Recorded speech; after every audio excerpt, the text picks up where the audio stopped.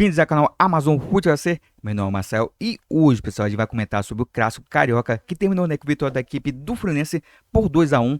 Resultado esse importantíssimo para a equipe do Flusão, porque fez com que a equipe ganhasse uma sobrevida na competição. A equipe estava muito mal, né? Só tinha uma vitória durante toda a competição e agora, né, já começa a sonhar aí com uma vaga nas semifinais do Campeonato Estadual.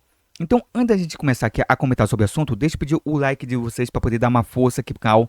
Caso você não seja inscrito, já se inscreve aqui no canal, tá, pessoal? Muito obrigado mesmo a você que está ajudando o canal, deixando o like e se inscrevendo aqui no nosso canal. E, pessoal, você que é novato, eu sei que muita gente que não é inscrito assiste os vídeos e acaba esquecendo de deixar o like e também se inscrever aqui no nosso canal. Então, pessoal, você que é novato, seja bem-vindo. Se puder ajudar com o like, por favor, ajude, dê essa força aqui pro canal. E se você não for inscrito, já se inscreve aqui no canal, tá, pessoal? Muito obrigado mesmo, de coração. Então vamos lá para comentar sobre o jogo. Porque é o seguinte, logo no início da partida, o Vasco já abriu para cá. Com uma paçocada, né, do setor defensivo da equipe do Fluminense.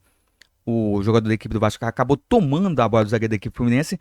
Viu ali o Vegete, tocou ali pro Vegete. O Vegete foi muito esperto.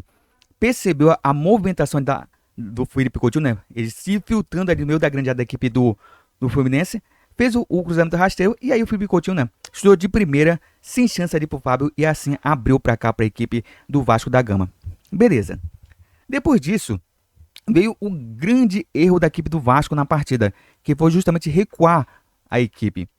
A equipe até que estava bem, né? Até aquele presente momento, mas depois acabou recuando. E assim chamou a equipe do Fluminense para o seu campo. E o Fluminense, né, começou a pressionar, até que em um lance polêmico, onde o Arias recebeu a bola ali na intermediária, veio na velocidade, já rumo à grande da equipe do Vasco da Gama, aí o zagueiro da equipe do Vasco, né, no caso o Oliveira, para poder impedir que o Arias fizesse o gol, né, acabou cometendo a falta. Por que o lance foi polêmico? Porque tinha dúvida para ver se o Oliveira era o último homem ali no campo defensivo da equipe do Vasco. Porque se ele fosse o último, ele teria que ser expulso. Só que restou a dúvida porque ali próximo dele estava o João Vitor. Então ficou essa dúvida se realmente o João Vitor estava próximo e não seria o último homem ali do campo defensivo, o Oliveira. O árbitro pegou e optou ali pela marcação da falta e a aplicação do cartão amarelo ali por Oliveira somente, né? E assim, né? Depois da cobrança de falta, né? Veio o cruzamento ali do Arias lá pro meio da grande área. E aí, numa falha bizonha da equipe do Vasco da Gama, deixaram ali o Thiago Silva sozinho ali para poder cabecear. Ele deu um peixinho bonito, né? Se jogou na bola, cabeceou. E a bola acabou indo num cantinho ali do Léo Jardim, que não pôde fazer nada, né? E a equipe do Fluminense acabou empatando naquela ocasião a partida. E até falei na narração, né, que o Fluminense fez um gol cedo. Então o Fluminense iria buscar o gol da virada. Porque ele estava bem na partida, o Vasco não estava jogando bem. Então o Fluminense, na pressão, iria buscar o gol da virada. E foi isso que aconteceu, né? Depois de uma bola sobrada ali na grande área, em que o Arias tentou chutar, né? Bateu ali no marcador. A bola sobrou ali, se não me engano, por Fuentes, que chutou de fora da área. E aí, novamente, num erro de marcação da equipe do Vasco, que deixava o Cano sozinho ali dentro da grande área. O Cano desviou a bola e acabou enganando o goleiro do Jardim, que ficou vendido no lance. E essa equipe do Fluminense conseguia fazer o gol da virada aí pra cima do Vasco. E, cara, é bizonho, né? Ver realmente a zaga do Vasco jogando. Cara, é uma zaga que foi reformulada, né? Saiu o Léo Pelé e saiu o Maicon, que eram ali muito crucificados pela torcida, porque, sinceramente, eram zagueiros ruins, né? Com todo o respeito à pessoa dos dois, mas era uma dobra de zaga bem ruim. Aí, nesse ano tem o João Vitor e também tem o Oliveira. Cara, esse Oliveira, pra mim, ele não passa confiança. Eu sei que ainda é muito cedo pra poder falar isso, que ainda tem um tempo de adaptação, ainda tem toda a temporada pra poder analisar, mas mesmo assim, as partidas que eu vi do Vasco com ele em campo, cara, ele sempre se atrapalhava, né? Sempre entregava a paçoca, é um jogador meio que atrapalhado ali. Então, sinceramente falando, ele não me passa confiança. Mas eu sempre acredito na evolução do jogador. O maior exemplo disso é o Wesley, da equipe do Flamengo, que começou muito mal, né? Tava muito mal na temporada passada, foi ao longo do tempo melhorando e hoje é o lateral que o pessoal todo mundo quer, né? É um bom lateral, um lateral que defensivamente ajuda, ofensivamente também ajuda ali o ataque. Então, assim, eu sempre acredito na melhoria aí do jogador.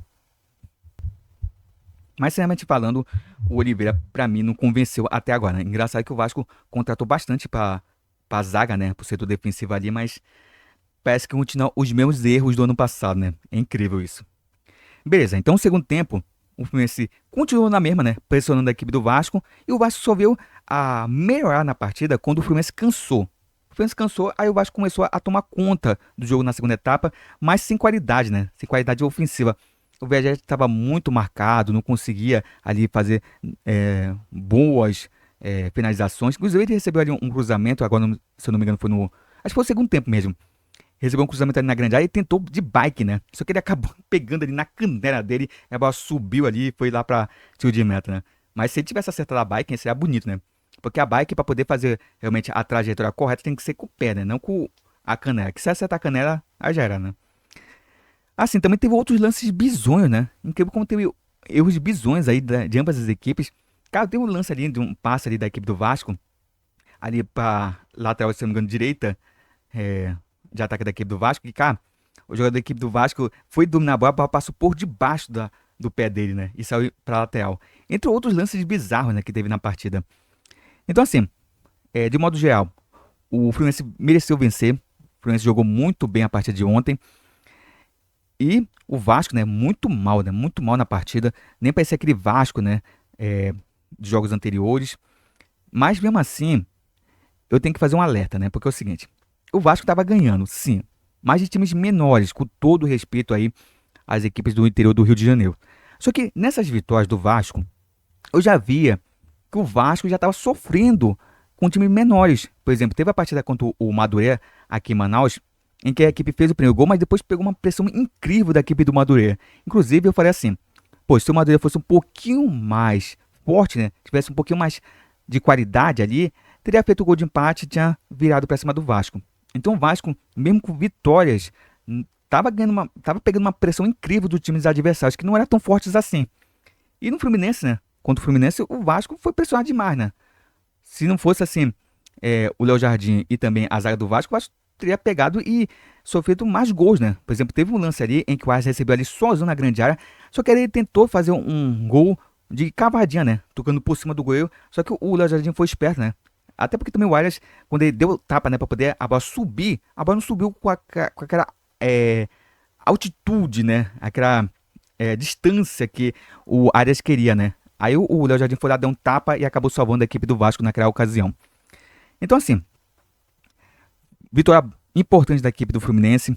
Resultado esse que fez com que a equipe agora começasse a brigar mesmo de fato para poder entrar no G4. Porque é o seguinte, até falei isso na narração. O Fluminense, se ele tivesse perdido a partida pro Vasco, o Fluminense estaria enrascado.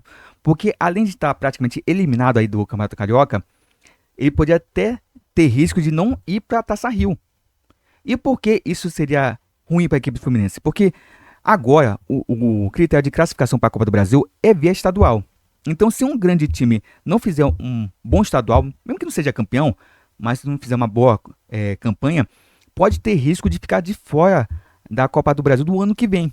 Por exemplo, esse ano o Fluminense está classificado para a Copa do Brasil. Mas se fizer uma péssima campanha no Campeonato Estadual, ano que vem o Fluminense não pode estar na Copa do Brasil. Para poder se classificar, se ele for mal no Campeonato Estadual, vai ter que fazer uma grande campanha no Campeonato Brasileiro. Ficar nas primeiras colocações para poder assim se classificar lá para a Copa do Brasil. Entendeu? Eu posso citar o exemplo, no caso, do Santos, né? Que ficou fora aí da Copa do Brasil, se não me engano, do ano passado, porque tinha sido rebaixado no Campeonato Brasileiro e também tinha feito uma péssima campanha no Campeonato Estadual, entendeu? Então tem esse risco, né? O pessoal pensa que agora o Campeonato Estadual é algo descartável e tudo mais, mas pode ter um grande prejuízo para os times grandes se a equipe não fizer uma grande campanha. Então o Fluminense tinha esse risco, né? Mas com esse resultado aí a equipe deu um respiro, né, na competição. E assim, pro Vasco foi um péssimo resultado, porque o Vasco estava brigando ali pela liderança. Se tivesse empatado com o Fluminense, poderia ser líder do campeonato nesse exato momento. Mas com essa derrota, né, viu o Flamengo assumir a ponta. Então tá todo mundo empatado. Flamengo, Volta Redonda e Vasco tem 13 pontos, se eu não me engano. Então ali dividindo a liderança, mas o Flamengo ganha no saldo de gols. Estadual, ele acaba iludindo demais a torcida. Eu via muita gente aí falando, porque o Vasco tá fazendo uma grande campanha, tá vendo? O Vasco bem forte aí, quando enfrentar algum time aí grande aí do futebol nacional, vai bater de frente, né? E no primeiro clássico que teve, o Vasco não foi bem, né? Não foi bem. Inclusive também eu tenho que citar também eh, o setor de meio de campo da equipe do Vasco. Ontem, o Felipe Coutinho jogou bem, né? Gostei da partida do Felipe Coutinho, só que ele saiu, eu acho que foi lesionado, não sei o que aconteceu com o Felipe Coutinho, ele saiu aos 30 minutos do primeiro tempo e entrou o Payet. O Payet, ele vinha entrando bem nas partidas do Vasco, vinha ajudando demais, né? O Payet tem uma qualidade que dispensa comentários, né? O Payet realmente é um cara que tem muita qualidade no passe, no chute. Só que ontem ele entrou muito mal no jogo, né? Não conseguiu criar, não deu andamento a nenhuma jogada. Então foi uma péssima partida do Payet. O Vegeta também estava muito marcado, como eu já tinha falado anteriormente. O Vegeta realmente estava mal, né? Mas o Vegeta precisa ser municiado para poder fazer alguma coisa, né? Ele ainda tentou, né? Inclusive tem esse lance de baque que eu citei aí que ele acabou errando. Mas realmente o que me chamou justamente a atenção foi justamente a zaga. E o Vasco precisa ajeitar essa zaga, né? Engraçado que é um dos fundamentos em que o cara é mais assim, especialista, eu digo assim, né?